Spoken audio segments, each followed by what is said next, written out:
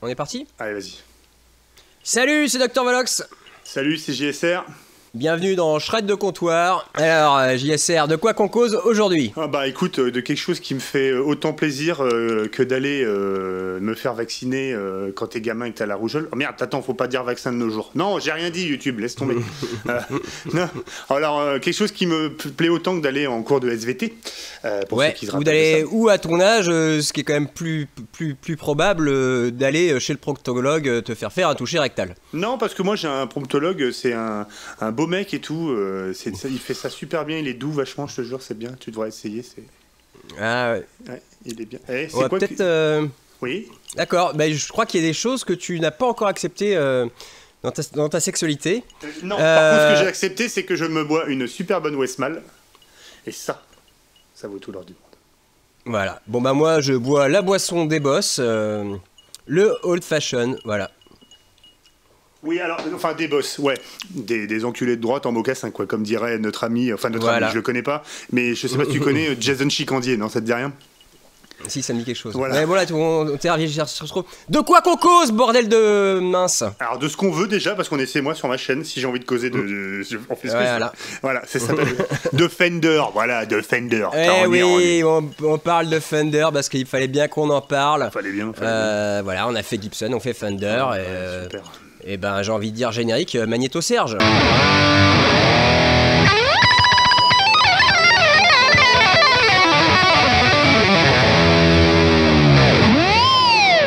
Bon, faut une guitare et des cheveux longs pour être servi dans ce rad. Bon, bah voilà, on a parlé de Fender, on peut arrêter, c'est fin de l'émission. Salut, voilà, ça c'est fait. Bon, allez, vas-y, faut qu'on y aille. Bon, allez, faut y aller. D'abord, on va quand même juste rappeler qu'on n'est pas là pour faire du bashing, même si ça serait tentant sur Fender parce que ni toi ni moi ne sommes vraiment des fans de la marque. Oui, non. Mais non, c'est vraiment pas l'idée. Faut que j'arrête de me regarder faut que je regarde l'optique époque que je m'admire dans le retour vidéo. Et quand tu fais une émission avec Narcisse, c'est pas facile. Ben oui. Puis surtout quand t'es beau comme moi, c'est un petit peu hypnotique. Et quand tu fais une émission avec Narcisse qui est myope comme une taupe, c'est encore moins facile. Voilà.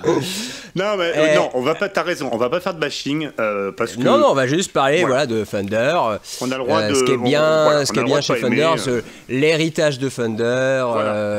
Voilà. Parce que comme le dirait l'excellent Clint Eastwood. Vous savez, les avis, c'est comme les trous du cul. Tout le monde en a un. Donc on peut tous avoir notre avis sur Fender, c'est pour ça que ça vaut parole d'évangile. Oui, c'est complètement c'est complètement partial et bon. Sauf que dans la vie, chacun ses goûts, entre guillemets, mais sauf qu'il y a le bon goût et le mauvais goût. Voilà. Nous, moi et JSR, nous faisons partie des gens qui avons bon goût.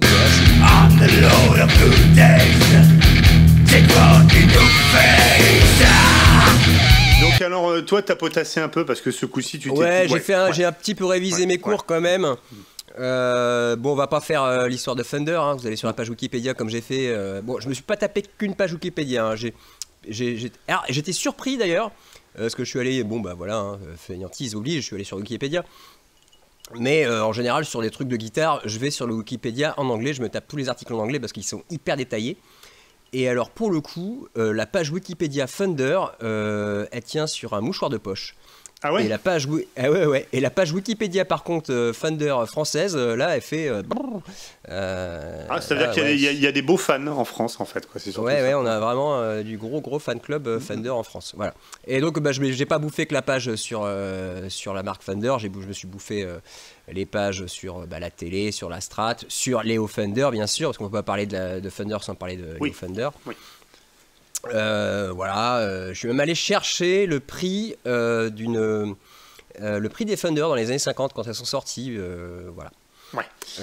Et j'ai été je me suis amusé à mettre ces prix-là dans un truc qui... Oui, pour convertir et mettre aujourd'hui ce que ça coûte. Avec l'inflation, voilà.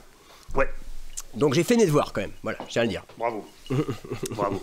Moi en Fender, rapidos, tu sais comme on dit dans le monde paysan, d'où c'est que tu parles, des Fender, j'en ai eu quelques-unes. J'ai eu une Strat Malmsteen qui était marrante, mais j'ai pas trop aimé, c'est-à-dire que Tu vois, c'est laquelle? C'est celle qui a le manche qui est scalopée, mais alors vraiment scalopée à l'extrême, quoi, tu vois.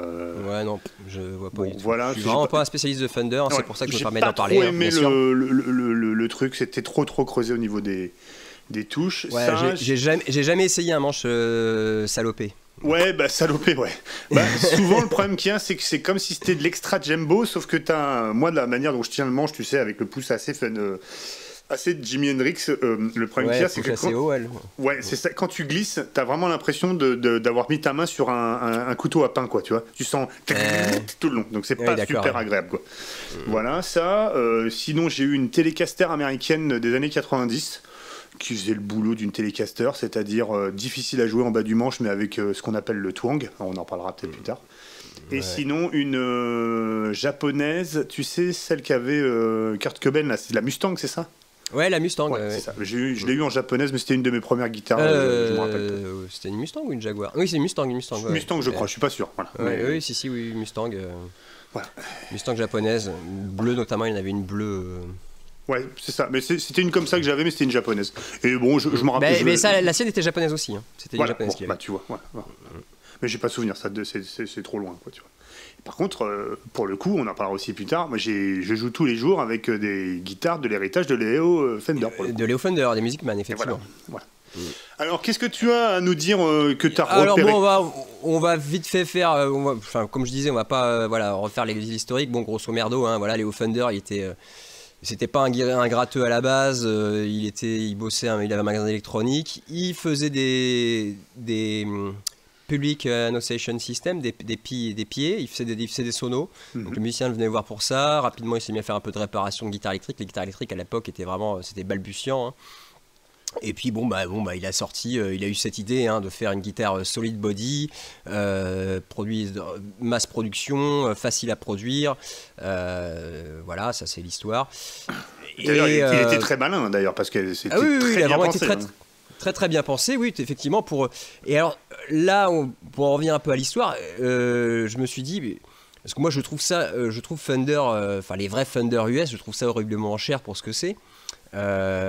Et je me suis dit, mais alors que quand même, ça a été pensé pour baisser les coûts. Oui. Je comprends pas que ça soit aussi cher. Oui. Et donc j'ai regardé combien coûtait une Telecaster en 51. Oui. Une Telecaster en 51, parce que donc c'est vraiment sorti tôt. Hein, on est vraiment au début des années 50. C'était même une Esquire, ça s'appelait au début, non? C'est pas ça? C'était l'Esquire et Broadcaster. Ouais. L'Esquire avait juste un seul micro. Et pas de Truss Rod. Pas de Truss Rod, ouais. Et la Broadcaster avait 2 micros, et après il l'appelait Telecaster. D'accord. Voilà. Et donc, tu m'as coupé, maintenant je sais plus qu'est-ce que je voulais dire. Le prix. Oui, donc le prix, c'était $180 ou $189. Et donc, en conversion en pouvoir d'achat actuel, ça fait 1800 ou 1900 balles. Donc c'était en fait peut-être même plus cher que maintenant en fait, quoi. Ouais, c'était déjà très cher. Alors, tu te dis à l'époque, bon déjà, il y a aussi un problème de traduire les prix, c'est que le pouvoir d'achat en Amérique, convertir des dollars en dollars, enfin de l'époque en dollars d'aujourd'hui, ça veut un peu rien dire aussi parce que faut savoir que le pouvoir d'achat d'un Américain moyen n'est pas le même du tout qu'un pouvoir d'achat d'un Français. Et la manière de produire les guitares non plus n'est pas la même, donc bon, c'est une ordre d'idée, quoi. Ouais, tout à fait. Donc, mais bon, voilà, juste pour donner un ordre d'idée, un prof aux États-Unis, il gagne 2000, un prof ou un instit gagne $4000 par mois. Donc c'est un demi-salaire, quoi, en gros, pour avoir... alors qu'un prof en France, vous connaissez le salaire d'un prof, un jeune prof, c'est 1500 €. Ouais. Un prof avec un peu de bouteille, c'est 2000 €. Voilà, c'est juste pour donner des trucs où je connais les... Voilà, c'est juste pour vous dire que c'est pas du tout... c'est difficile de comparer des prix dans des pays différents, etc. Mais enfin bon, voilà, juste pour dire que c'était des guitares qui étaient vraiment pas données et qui n'étaient pas moins chères. Je pensais moi que c'était moins cher que des Gibson. Non, les Gibson étaient à peu près au même prix. Une Les Paul était à peine plus chère, et alors en plus si tu prenais une Les Paul Junior qui sont arrivés un peu après, tu étais même moins cher sur une Les Paul Junior, quoi. Alors on peut se faire la réflexion, autant à l'époque, admettons, bon, les techniques de production sont pas celles d'aujourd'hui. Tout à fait. Si on part du principe que le prix de l'époque était justifié, voilà, on part de ce principe-là. On peut se poser les questions maintenant, sachant les commandes numériques, le recherche-développement, il est plus à faire parce que c'est les mêmes guitares. Il a été fait depuis très longtemps. Et quand tu les vois, c'est combien une américaine maintenant? C'est 1500 boules. Il y a un problème. Il y a un Il y problème. a vraiment, il y a vraiment un problème. Il y a un problème. Quand tu vois que Gibson sort des guitares des usines américaines à 1000 boules. Ouais, enfin, ils les sortaient, ils les font plus, je crois, maintenant. Ah si, n'importe quel Gibson, entrée de gamme, l'entrée de gamme Gibson, c'est 1000 euros. Hein. Surtout C'est que... celles qui font plus, c'est les faded, et encore je suis même pas sûr. Parce que les faded, là t'étais sur des entrées de gamme à 600-700 euros. Mais alors, maintenant, techniquement, on va parler de production de guitare rapidos, hein, c'est intéressant que tu sois là. Qu'est-ce qui pourrait, et je connais déjà la réponse, mais tu sais, on fait l'émission, qu'est-ce qui pourrait justifier ça dans une Telecaster? Que dalle, on est d'accord? Ah ouais, non. Et puis alors vraiment, pour le coup, c'est pas un hasard si tous les débutants en lutherie amateurs font des Telecasters, ou même des Strats, mais surtout la Telecaster, c'est que c'est très très très facile à faire. C'est même pour un amateur. T'as pas de chanfrein? Oui, non, c'est vraiment très très simple à faire. On est vraiment sur des trucs. Voilà, le seul truc qui justifie un peu qui fait grimper le prix en fait de ces guitares-là, d'une guitare de manière générale, c'est les finitions. Ça coûte cher. On est sur quoi sur les américaines comme ça? On est sur un nitro ou pas? J'en sais rien, mais de toute façon, une finition, que ce soit nitro ou pas, ça coûte cher à faire parce qu'il y a du polissage derrière, etc. Il y a pas mal de couches. Le prix de la peinture en elle-même, c'est pas ça qui fait le prix d'une guitare. C'est le prix, c'est de la manœuvre ou du temps de machine, quoi. Mais voilà, clairement, ça mérite réflexion, mais en règle générale, hein, dans les guitares, hein, quoi qu'il se passe, ça mérite réflexion à se dire comment ils peuvent justifier ça. Et c'est souvent moi ce que je me suis dit, tu vois, je me suis dit, c'est pareil quand tu regardes les amplis, on fait un petit crochet rapidos, t'as des amplis qui sont compliqués, bon, avec pourquoi pas du boutique, des choses comme ça, tu vois. Mais si tu prends le cas d'un Marshall typique, facile, comme un JCM 800, je veux dire, le schéma, allez taper sur internet, le schéma d'un JCM 800, c'est en gros quelques condos, quelques résistances, 2 transfos et puis rouler jeunesse. Et les mecs, ils te sortent un machin comme ça à la fin. Alors, oui, comment merde, j'ai perdu le nom là, les gros blocs noirs, les transfos, ça vaut cher, mais enfin bon, c'est toujours pareil quoi. Je pense qu'il y a un petit problème. Mais après, tu payes aussi, voilà, de toute façon, c'est les marques. Alors, au moins, ces marques-là, on le mérite quand même de produire sur place. C'est-à-dire que les Marshall, par exemple, sont toujours faits en Angleterre. Oui. Et dans le cas des Fender que tu achètes, les Fender US sont faits aux US, comme leur nom l'indique. Voilà, contrairement à Nike en français, qui n'a même pas d'usine, hein, qui fait faire ses produits en Asie à des prix complètement dérisoires. Oui, et puis qui t'arrive avec des pompes à 150 balles, 200 balles. Voilà, c'est ça. Où là, les marges sont complètement hallucinantes. Les marges sur les guitares électriques, je pense, même chez Fender, sont pas aussi hallucinantes. Oui, parce qu'il faut enlever 20%, t'as la TVA, il y a les transports, il y a la marge. Il y a les transports, et tout ça. Et puis on est vraiment sur du produit qui est pas déjà qui est fait aux États-Unis et qui est pas fait en Chine. Enfin, il y a de la matière. C'est pas comme une Godasse, quoi, ou même un sweat. Quand tu vois le prix d'un sweat Adidas ou Nike, voilà. Donc, bon, faut pas comparer avec le textile parce que le textile, c'est les plus grosses marges, mais bon. Enfin bon, voilà. Donc on est quand même sur des marques qui... Voilà. Bon, revenons à Fender. Donc voilà un petit peu pour l'histoire. Et puis retour un petit peu de... très rapidement, ça marche très bien, c'était les casters parce que en fait ça manquait vraiment, hein, c'était le début des guitares électriques et il n'y avait que des guitares électriques. En fait, les guitares électriques, c'était des guitares électriques c'était des demi-caisses. Voire des caisses complètes qui étaient équipées d'un micro, donc ça les rendait vraiment très très sujettes au Larsen. Voilà, donc ça déjà c'était un gros succès. Après, retour d'expérience des musiciens, elle avait beaucoup de défauts cette Telecaster quand même, parce que voilà. Et il a amélioré le tir avec la Strat, quoi, derrière, pas longtemps après. La Strat, je sais plus, elle sort en 54, quelque chose. Mais la Strat, pareil, horriblement chère, une Strat. Je crois qu'une Strat, pour le coup, était plus chère, ou au moins au même prix qu'une Les Paul. Voilà. Bon, alors après, tu as un peu plus. Je sais pas s'il avait déposé un brevet, mais il y avait le fameux Tremolo System, là, tu sais, ce qu'on appelle aujourd'hui le Floyd, mais c'est de manière abusée, mais le Tremolo System qui était. qui était assez révolutionnaire, ouais, tout à tu fait. vois. Donc, non, mais il y avait pas mal de choses, là-dessus, hein, qui étaient. Petite info que je tiens de. Attends, petite info que je tiens de Jean-Yves. Tu sais, Jean-Yves, d'ailleurs, on salue et on recommande sa chaîne. JY Guitare, si vous ne connaissez pas. Voilà, on recommande sa chaîne si vous voulez voir comment on fait une guitare en commande numérique. Donc voilà. Et il me disait que lui, dans ses recherches, il avait vu que les seules choses qui étaient déposées en brevet par Leo Fender, c'était la forme des têtes. Voilà. Ouais. Alors j'ai ouï dire que la forme des têtes était prévue pour s'assembler l'une dans l'autre pour pouvoir dans un même morceau de bois vraiment économiser quoi. Bon, économiser, ouais. Bon, je sais pas trop. En tout cas, ce qui est sûr, c'est par contre la forme des têtes des télés.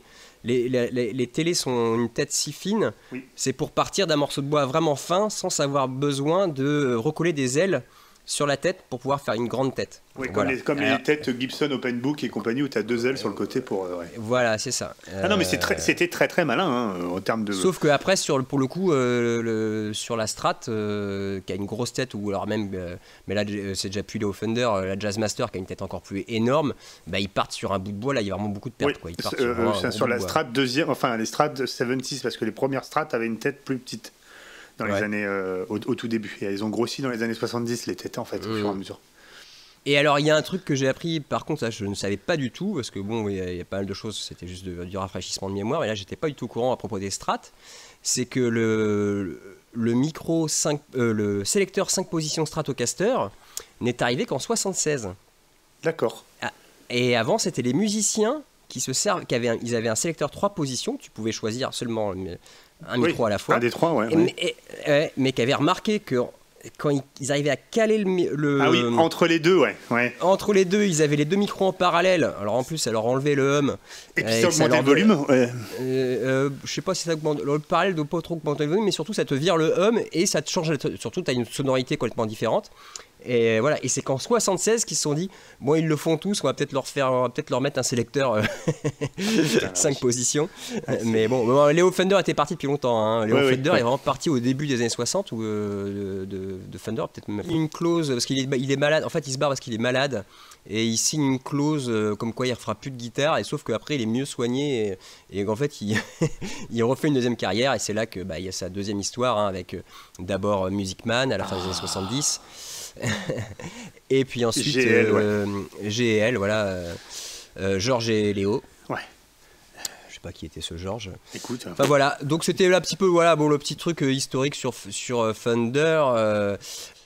Et pour finir un petit peu la période de Leo Fender chez Fender, Fender en fait, Léo de ce que il me semble me rappeler, Léo n'a vraiment designé que 3 guitares, et il y a une des 3 guitares, c'était une basse, et apparemment, si on en croit Wikipédia, ça a été la première guitare basse, la précision basse. D'accord.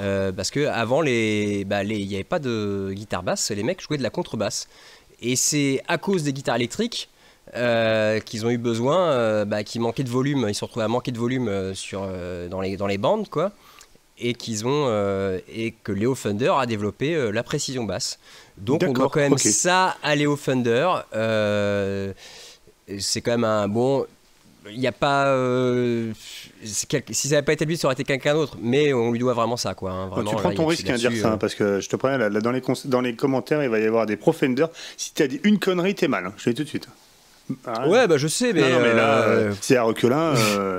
Les mecs vont crever tes pneus, tu vois, vont brûler des croix, vont brûler des Gibson dans ton jardin, habillés avec des grandes toches blanches et tout. Non, attends, on se rend pas compte, mais... Non, mais je sais bien, mais de toute façon, nous, on prend des risques, on a peur de rien. Non, c'est l'avantage, c'est quand t'es un peu bête, t'as peur de rien. C'est comme ça qu'on fait des grandes choses. Alors bon, attends. Oui, alors il y a aussi un truc, c'est que Fender, rapidos, on va aussi parler de, pour moi, ce qui est plus important chez Fender que ces satanées guitares, c'est les amplis pour le coup. Ouais, alors là pour le coup, je me suis pas trop renseigné là-dessus, mais je sais même pas si lui en faisait beaucoup. Marc, si tu me diras, il faisait à la base. Et là pour le coup, autant les guitares sont importantes, hein, c'est certain, autant les amplis ça a été très loin, parce que il faut savoir que Marshall sort son JTM 45 de souvenir en copiant un peu ce que faisait Fender, c'est-à-dire que après c'était toujours la course entre l'Angleterre et les États-Unis pour avoir ouais, carrément, ouais. Voilà. Mais tous les Mesa Boogie, la super marque là d'ailleurs, qu'on a, sont dérivés. En fait, le mec de Mesa Boogie ne faisait à la base que de la modification de Fender, quoi, tu vois. Et au fur et à mesure, voilà. Parce qu'en fait, il faut que beaucoup d'amplis ne sont que des évolutions de ces vieux amplis. C'est-à-dire, les mecs, il y a un mode, ils rajoutent un truc. C'est-à-dire qu'il y a très peu de concepteurs d'amplis qui arrivent avec des nouveaux circuits sortis de nulle part, quoi. On est vraiment sur des... Et Fender, pour le coup, à l'époque, c'était quand même assez hallucinant, quoi. C'est-à-dire que... Le mec a fait les guitares et a fait les amplis qu'elle est avec. Tout à fait. Ouais. Donc c'est pas rien non plus. Même si nous on n'aime pas trop les guitares, l'importance du mec dans le rock'n'roll, elle est démesurée. Non, puis même moi je suis pas fan des guitares, mais c'est quand même. C'est une pierre angulaire du rock'n'roll. Le rock'n'roll aura été vraiment différent sans Fender. Ah bien sûr. Et ça fait c'est le mec qui a ouvert la voie à la masse production des guitares électriques. On a fait c'était quelque chose de complètement marginal, la guitare électrique. C'était vraiment un marché de niche. Ouais. Et il a fait c'est grâce à lui. Et puis ce qui était très malin, c'est justement ça a beaucoup imité de l'industrie automobile, je pense qu'il a été influencé, c'est le fait que les pièces soient interchangeables. C'est-à-dire qu'en gros, tu achètes un manche de Fender, ça va sur une Fender, quoi, en gros. Quoi, hein. Enfin, tu pouvais strato mettre, pour strato, voilà quoi. Ah, même pas, tu peux mettre un manche de strato sur une Jaguar, sur une télé. Ça, c'est génial. Souci, hein. Pour le coup, c'est génial. Et c'était vraiment prévu, c'était vraiment prévu comme ça, quoi. Facile à entretenir, entre guillemets. Un pote me disait, alors je sais pas, il faudrait savoir, mais il faudrait vérifier, mais c'est peut-être que c'est peut-être que de la légende urbaine, mais qu'en fait l'idée c'était des manches, c'était carrément le jour où il y a besoin de refréter, tu refrètes pas, tu remets un manche. Ouais, d'accord. Oui, non mais c'est... Quand tu connais le prix d'un refrétage, c'est pas, en tout cas en France, c'est pas dingue. Quand tu vois quand tu connais le prix d'un refrétage en France, pour autant changer le manche. Hein. Oui, seulement le problème c'est qu'il faut être sûr que le manche qui t'arrive il soit bien refrété aussi. Parce que s'il faut que tu refasses un frétage derrière un manche. Après, je serais curieux de voir un peu l'état de planimétrie des manches qui sortaient des usines à l'époque. Oui. Ça peut peut-être expliquer une action qui devait être assez sympa, à mon avis aussi. Ouais. Mais non. Mais tout ça pour dire que. Et d'ailleurs, ça fait le plaisir des collectionneurs. C'est-à-dire que énormément de gens se font baiser la gueule avec des. Faites gaffe quand vous achetez des Fender, parce que tout se change, quoi. Tout se change et je le dis pour les débutants qui connaissent pas trop le matos, une Fender, elle vaut son prix. Bon, nous on trouve que ça vaut pas, mais réellement ça vaut son prix si elle est d'origine. C'est-à-dire que si Jean-Daniel et Jean-Billy se sont amusés à changer ça, puis ça vaut plus son prix. Et malheureusement sur le marché d'occasion d'une guitare, rajouter quelque chose n'augmente pas le prix, au contraire ça le baisse.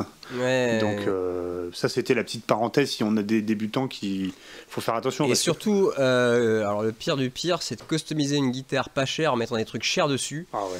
Ça ne fait pas monter son prix. Il faut mieux revendre les pièces détachées que... Et dernier truc aussi, il y a beaucoup de pièces chinoises estampillées. Par exemple, il est facile de trouver un manche de Fender marqué Fender USA avec un faux numéro de série. Hein. Donc vraiment méfiez-vous, quoi, j'ai envie de vous dire. Sur les Fender, il faut vraiment faire gaffe parce que la combine elle est simple. Hein, je veux dire, tu récupères quelques pièces d'une vraie Fender japonaise ou quoi que ce soit, tu colles un manche chinois dégueulasse acheté chez AliExpress, puis il te démonte le talon. Mais regarde, il y a marqué sur le talon, regarde. C'est bien. Donc méfiance. Le plus simple, ça va être d'acheter une Volox comme ça, vous ferez pas baiser. Voilà ce que j'allais dire. Oh, les belles la pub. J'allais le dire, tu me coupes l'herbe sous le Il pied. y a les artistes endorsés et il y a les artistes putisés. Moi, je suis devenu au stade, je suis artiste putisé, moi. Tu vois. Ouais, tu voulais nous dire quoi d'autre sur Fender? C'est toi qui dirige l'émission. Bon, on va pas trop épiloguer dans le rock. Je veux dire, Jimi Hendrix, tellement. Pour moi, le Jimi Hendrix, un jour on fera peut-être un shred là-dessus. Pour moi, Jimi Hendrix, c'est de l'esbrouf. S'il était pas mort, on n'en parlerait plus. Mais les vrais, pour moi, des années 70, c'est Jeff Beck, hein, donc la Fender, voilà, Jeff Beck. C'est Ritchie Blackmore, Fender aussi. Oui, voilà. Si, après, dans ma tête, comme ça, pour moi, il y a Robin Trower aussi, mais bon, il est moins connu. Et comme il a copié Jimi Hendrix, parce que bon, j'ai un peu trollé sur Jimi Hendrix, mais c'était de la Fender aussi. Et puis bon, il y en a d'autres qu'on oublie, quoi. Mais moi, quand je parle Fender, pour moi, le premier, c'est Ritchie Blackmore, Jeff Beck, Ingrid Malmsteen, après. Toi, je sais qu'il y a la dame. Bah moi quand on me dit Fender, en fait, voilà, moi je suis quand même, je suis pas du tout, c'est pas du tout une marque que j'affectionne. Alors j'ai joué avec des Fender, bien sûr, j'en ai essayé pas mal. Mon beau-père a une superbe Strat Custom Shop. Donc je trouve ça très agréable à jouer. Bon, surtout pour moi qui ne vais pas plus loin que la 16e case. Donc non, par contre moi j'aime déjà de base, j'aime pas les single coil. Ouais. Voilà. Donc quand même chez Fender c'est un petit peu prédominant. Attends, je vais faire une petite aparté là-dessus si ça te dérange pas. Quand tu vois qu'aujourd'hui chez Fender ils sont encore à avoir des single coil avec du hum, alors que tu vas chez l'autre marque de Leo Fender, Music Man, ça fait des années qu'ils ont mis un petit circuit actif que tu sélectionnes le 50 Hz ou le 60 Hz qui filtre. Et que du coup, il n'y a pas de. Voilà. Et puis, tu n'es pas obligé de blinder ta cavité avec de l'alu. Comme un malade. Voilà, de l'alu, de la poudre d'aluminium, et puis des rites sataniques. De la feuille de cuivre. Voilà. Non, mais tu vois, donc voilà. C'est-à-dire que ça fait partie, moi, des choses qui me tiquent chez Fender. C'est le Moyen-Âge n'a pas quitté encore la guitare, quoi. Ouais, bah de toute façon, c'était déjà un peu, c'était un petit peu la conclusion qu'on avait avec Gibson, qui était un peu victime de son succès. Bien que je sais pas si Fender a essayé de faire autant de choses que Gibson. Ils ont jamais eu ils ont jamais pris de gros risques. Enfin, j'ai pas de souvenir de Fender folle, quoi. Voilà. Et donc pour revenir un petit peu aux groupes qui ont marqué comme avec Fender, dans le métal, il y a quand même un groupe qui joue avec Fender et qui m'a vraiment beaucoup marqué, qui en a marqué plus d'un, et qui est un des plus grands groupes de métal, voilà, bah c'est Maiden, quoi, voilà, et que ce soit à la guitare ou à la basse, hein, quand même, Steve Harris, hein, c'est quand même un des, si ce n'est le plus grand bassiste de métal. Le plus connu du moins. Ouais, mais je suis désolé, même si techniquement c'est pas le meilleur, le mec, voilà quoi, les morceaux sont construits sur la basse. Enfin, c'est le compositeur, c'est quand même le leader du groupe, et c'est lui qui compose, quoi. Il y a tout est construit sur la basse, quoi. Il y a un dialogue basse-batterie complètement hallucinant, que t'aimes ou que t'aimes pas, hein, Maiden, je comprends. De toute façon, Maiden, c'est un groupe, hein, où on aime, où on adore, où on déteste. C'est ça que j'aime bien chez Maiden, c'est que voilà, il n'y a pas de gens qui trouvent oui, c'est pas mal. Non, c'est vraiment nul. Ou alors, si, moi, parce que j'aime bien 2-3 albums, et sinon le reste, ça me. Mais non, mais oui, le son Maiden font. Alors. Mais non, il y a eu eux, donc il y a eu quoi d'autre comme groupe moi je sais qu'en groupe de gros métal vénère, je suis pas spécialement fan, mais il y a Speaknot qui est sur, Mike Thompson, là je crois qu'il a un... C'est Thompson ou c'est l'autre? Attends, c'est quoi le nom de l'autre là? Je n'ai jamais été fan de Slipknot, mais oui, je sais qu'il y en a un qui jouait avec une. Jim Root, voilà, Jim Root. Et Jim Root, il a même toute une gamme en fait. Il y a une Jazzmaster, il y a une télé, il y a une Strat. Non, et puis bon, il y a Pingui Malmsteen qui aussi est un fervent défenseur de la Fender. Et si alors, vraiment tu devais en sauver une? Alors non, mais vraiment j'ai un problème avec Fender. En fait, c'est que alors moi déjà j'ai un problème avec les marques qui ont tout sur leur guitare, qui mettent toujours la même tête partout. Alors Fender, il y a une exception, c'est la télé. Mais sinon toutes les autres guitares ont la même tête. Alors des fois ils changent un peu la taille. Voilà, pour moi déjà c'est une hérésie de design. Je trouve que c'est complètement idiot de différencier la tête du corps. Une tête de guitare doit être avec un design approprié au corps. C'est du match, ouais. Voilà, donc je ne supporte pas toutes ces marques qui ont une tête, qui signent leur guitare avec leur tête. Non, je suis désolé, surtout, encore quand tu n'as qu'un modèle de guitare, ok, très bien, tu mets la même tête partout, mais quand tu as des modèles complètement différents, je trouve que c'est vraiment une bêtise. Jackson fait ça aussi. Oui, Jackson, je crois qu'il n'y a que la tête banane, type Jackson, j'ai pas souvenir qu'il y ait... Ouais, mais alors pour le coup, ils ont quand même une tête qui est quand même très... Enfin bon, je suis pas un fan de Jackson. Les gars, et donc si je devais en sauver une, si je devais en sauver une... je me suis rendu compte qu'en fait que j'aimais bien la Jazzmaster et la Jaguar pour le côté offset. quand j'ai réussi à faire abstraction de la tête en fait. Et c'est pour ça d'ailleurs que je sors bientôt, je suis en train d'en fabriquer, j'ai développé la Voloxmeister, inspirée de la Jazzmaster. Voilà, ce serait celle que je sauverais. Ouais. Et alors par contre, si quand même, ils ont fait un truc l'année dernière, ou il y a 2 ans, qui était absolument génial. Bien que ça restait moche derrière avec ce gros talon carré dégueulasse que je déteste. Mais ils ont fait une série Parallel Universe, où il y avait des guitares vraiment très intéressantes pour le coup. Alors je sais pas si ça a marché. Notamment il y avait la Meteora, dont là je trouve le design absolument superbe, avec un offset vraiment vénère. La Meteora, tu trouves. Je suis sûr que si on dure l'émission, tu peux finir par nous dire que t'aimes bien à la fin Fender. Non, je ne dirais pas que j'aime bien Fender, mais bon voilà. Voilà. Et par contre, le grand mystère pour moi de l'humanité. Parce que là, ce que tu viens de nous dire, c'est je suis pas homosexuel, mais j'aime bien quand même sucer de la bite quand même. Excuse-moi. Alors, je veux pas faire le mec graveleux, mais. Non, c'est pas ça. Voilà. Par contre, voilà. Donc, il y a quand même pour moi un grand mystère de l'univers. Hein. C'est aussi mystérieux que les femmes.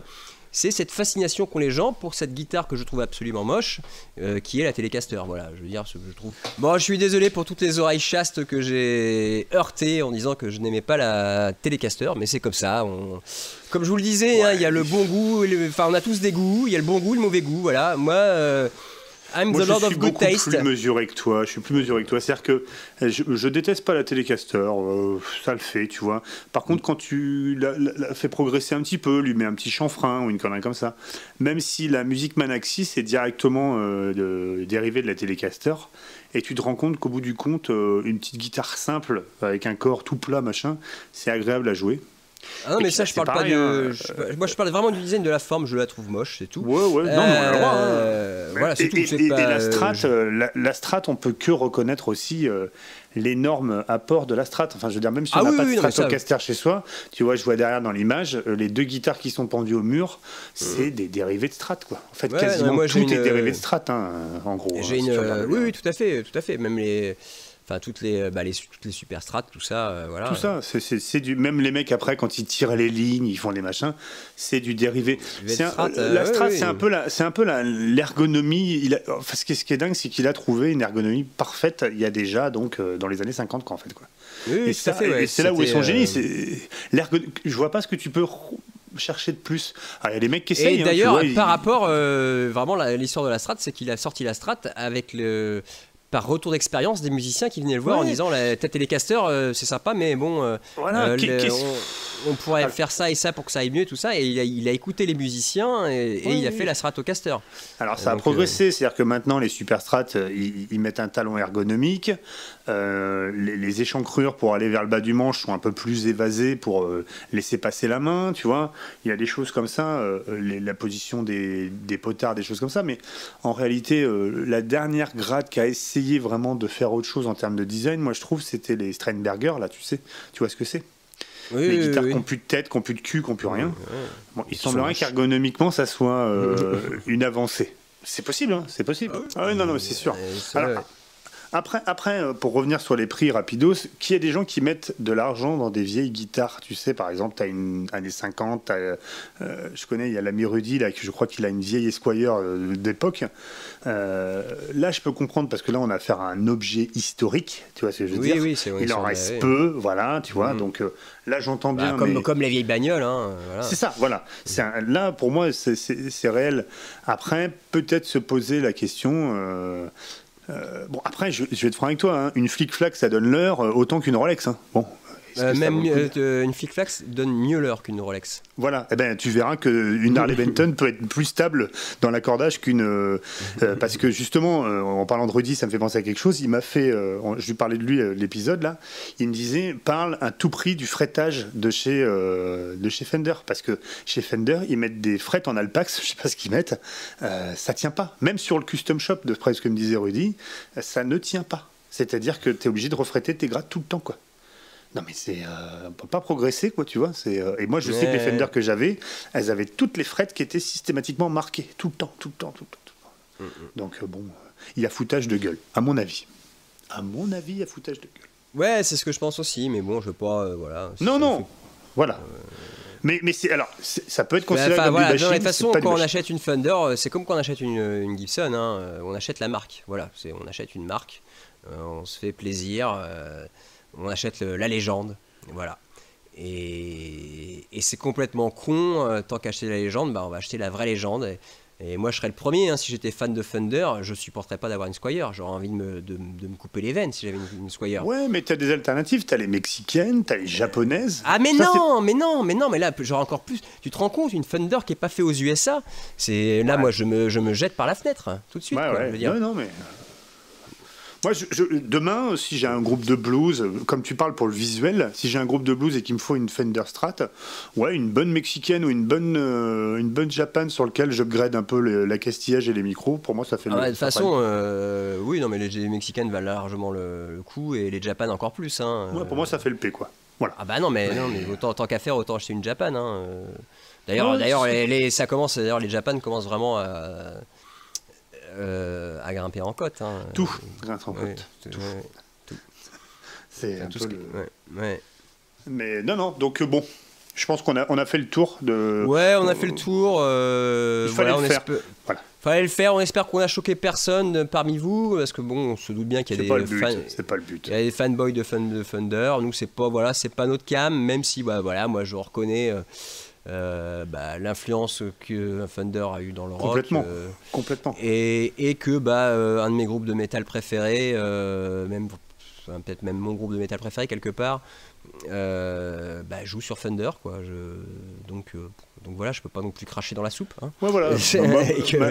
ma conclusion c'est on doit tout aller au Fender en gros. Voilà, donc voilà, moi le truc il est là, moi je suis admiratif de ce mec là, je suis fan de ce mec-là. Justement le mec a su penser, et c'est là aussi où je suis hyper admiratif de ce mec là, et c'est là-dessus pour moi c'est un peu un exemple. Il a su penser, comme disent les Américains, to think out of the box. Voilà, il a su vraiment. Voilà. Donc voilà. Mais la deuxième partie, le deuxième truc à retenir de ce qu'on a dit aussi, c'est soyez réalistes et vigilants sur le prix des choses. Oui, tout à fait. Voilà. Et d'un autre côté, faites-vous plaisir si vous avez les moyens, mais ça c'est certain. Oui, c'est sûr.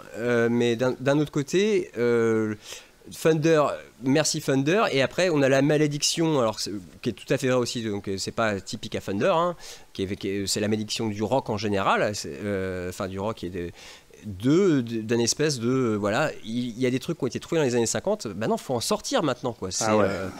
Voilà, quand je vois que moi le manche que je t'ai acheté pour ta Partcaster, quand j'ai reçu le manche et que j'ai vu que le réglage du truss rod était au talon, mais j'ai halluciné quoi. Moyen-Âge. Voilà, c'est parce que c'est Léo Thunder qui a inventé ça, on continue à avoir des aberrations pareilles. Je suis désolé, il y a un vrai problème quoi. Oui. Mais le problème, c'est toujours la même chose. On est dans un système capitaliste. Le problème, c'est jamais les marques. Le problème, c'est les clients. Et donc, le souci qu'il y a, c'est que c'est surtout peut-être aux artistes. Là, je ne mets pas dedans parce qu'on l'est un peu, mais je veux dire, c'est pas nous qui avons le pouvoir d'influence. Mais il faudrait que les artistes arrivent à monter sur scène avec autre chose qu'une putain de Les Paul ou qu'une putain de Stratocaster. Tu vois, ça ferait peut-être, même si derrière les autres ils mettent des chèques, tu vois, ça serait sympa. C'est les artistes qui donnent envie d'aller de l'avant. Voilà. Et rappelez-vous d'un truc, quand Ritchie Blackmore monte sur scène avec une Stratocaster dans les années 60-70, c'est révolutionnaire. Voilà, ça fait 20 ans, même pas. Enfin, je veux dire, il n'y a pas grand-chose d'autre de dispo pour faire du. Voilà. Quand quelqu'un aujourd'hui monte sur scène avec une Stratocaster, je suis désolé, c'est ringard. C'est tout. Moi, je trouve ça ringard. À un moment donné, il faut vivre avec son époque, quoi. C'est tout, quoi. Et faire avancer. Et faire avancer le rock, quoi, tout simplement. Tu t'imagines. Et moi, je me suis toujours dit un truc. Tu t'imagines, tu retournes voir Deep Purple, parce qu'on parle de Deep Purple, mais voilà. Tu retournes voir Deep Purple, tu leur dis voilà les gars, aujourd'hui vous avez le nombre de pistes que vous voulez, vous pouvez recaler des trucs, vous pouvez faire du MIDI, alors le MIDI ça contrôle les trucs à votre place, et vous avez tous les effets que vous voulez. L'autre il te regarde, ils te font une bisou câlin, tu vois. Et les mecs aujourd'hui ils sont là, non moi je vais enregistrer à l'ancienne, le micro devant le truc à lampe dans la douche avec le son des chiottes, mais putain ils faisaient comme ça parce qu'ils n'avaient pas le choix, tu vois. Donc non, ce n'est pas rock'n'roll. Et puis en plus ils faisaient comme ça parce que aussi ils pouvaient se permettre de faire comme ça parce que c'est des putains de zikos. En plus. Donc moi j'imagine si ces mecs-là ils avaient eu cette jeunesse, cette fougue avec le matos qu'on a maintenant, je veux dire, ça aurait été encore. Donc voilà, trouver quelque chose. Et pour revenir à notre épisode sur le rock est-il mort, non, le rock n'est pas mort, d'une certaine manière, le rock est mort vivant, quoi. Oui. S'il n'arrête pas de copier ses ancêtres, il va mourir vivant, c'est sûr. Oui, c'est ça. Enfin non, mais c'est un mort-vivant, c'est une espèce de zombie, quoi, parfois. Voilà, c'est ça. Il est grand temps de se tourner vers l'avenir, de se dire voilà quel est le matos moderne. Après, c'est bien aussi de faire des choses à l'ancienne, hein, toujours, mais voilà, c'est pas rester non plus bloqué sur. Et même si on a une, voilà, je prends par exemple, on va prendre un Français, Marceau, en luthier fabricant de guitare. Bon il fait des strats parce que c'est ce qui se vend, mais au moins il essaye de mettre des petites améliorations dessus, quoi, de les moderniser un petit peu, quoi. Voilà. De toute façon, alors il me reste très peu de temps, mais comme je disais tout à l'heure, qu'il y a encore du buzz et du hum sur des micros en 2021. C'est complètement. Là, il y a un problème. On est bien d'accord. D'accord. C'est tout. Et ça, c'est une comment. C'est collectif, quoi. Enfin, c'est une culpabilité collective, comme on dit. On est tous coupables, quoi. Moi, j'ai entendu des mecs peut dire que le buzz, ça faisait partie du charme et du bruit, quoi. Bon, voilà. Écoute, tant mieux. Tu me la notes pour la prochaine fois? Ouais, moi, pareil, j'ai plus un rond, mais la semaine prochaine, c'est promis, je règle mon ardoise. Ça commence à faire une sacrée ardoise. Bon, allez, loulou, à plus. À plus, bisous.